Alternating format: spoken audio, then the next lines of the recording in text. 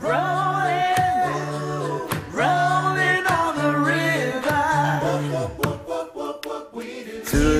Ce sont nos nouveaux copains.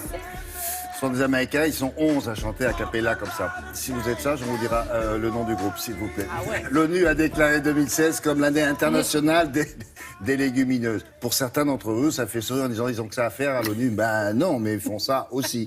Et ce matin, ça a inspiré la cuisinière de Télématin qui vous a concocté un menu spécial légumes secs, pas... Exactement. Pas Alors, que... pourquoi? Oui, l'ONU a pourquoi peut-être d'autres choses à faire, mais ça, c'est capital, l'année des légumineuses, parce que les légumineuses sont consommées depuis la nuit des temps et elles sont vraiment très intéressantes. Qu'est-ce qu'une légumineuse, déjà, pour commencer? Voilà, c'est une plante dont le fruit est une gousse qui est remplie de petites graines. Alors, petites graines, on pense peut-être très rapidement aux lentilles.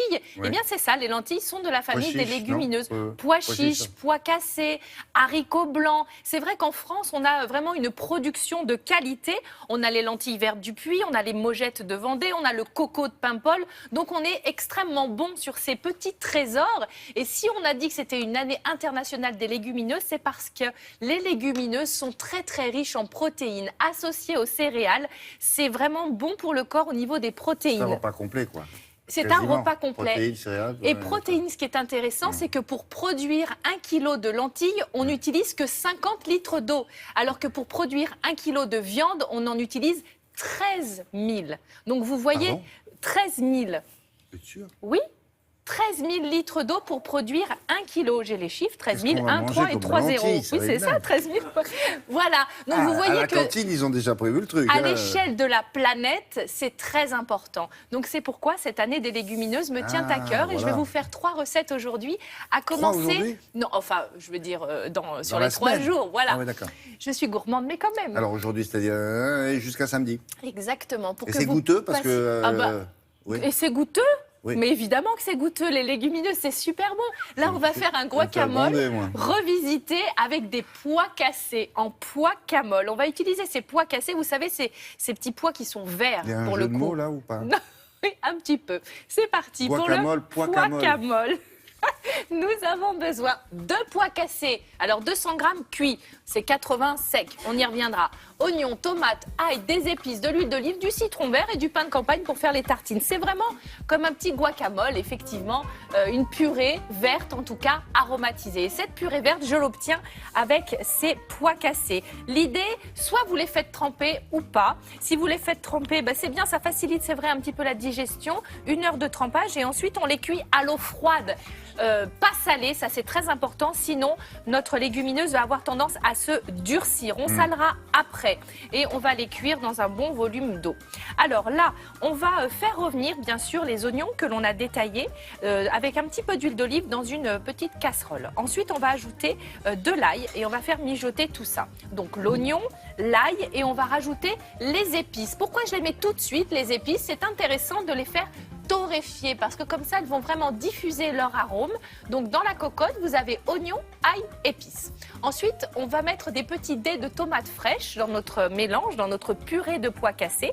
Donc on va simplement couper nos tomates en petits dés. Ces pois cassés, une fois qu'ils sont cuits, je vais les égoutter. Là je vais un peu les surcuire parce que mon idée c'est vraiment de les avoir fondants pour faire une purée. Donc vous les égouttez et vous les récupérez, voilà, on les égoutte bien et vous les récupérez en les écrasant avec le presse-purée. En fait, vous savez que le pois cassé, on lui a ôté sa peau, donc c'est un légume qui se défait à la cuisson. Donc ça nous arrange puisqu'on va en faire une purée. Donc c'est parfait. Donc on va l'écraser avec le presse-purée de mémé. Bah oui, direct. Ça va vous prendre 2 heures? Ah non, pas du tout. Ils sont vraiment fondants. En 1 minute, c'est réglé. Vous ajoutez... Vous ne le mettez pas dans votre presse-légumes habituel? Ah, parce que je veux quand même garder un petit peu de mâche, un petit peu de morceaux. Oui, je veux pas tout réduire en purée. Je veux... Après, c'est selon les goûts. Si vous préférez les textures plus lisses, écrasez tout. Moi, j'aime bien garder un petit peu de mâche encore. Donc, j'ai mis mes dés de tomates. Je vais bien sûr assaisonner.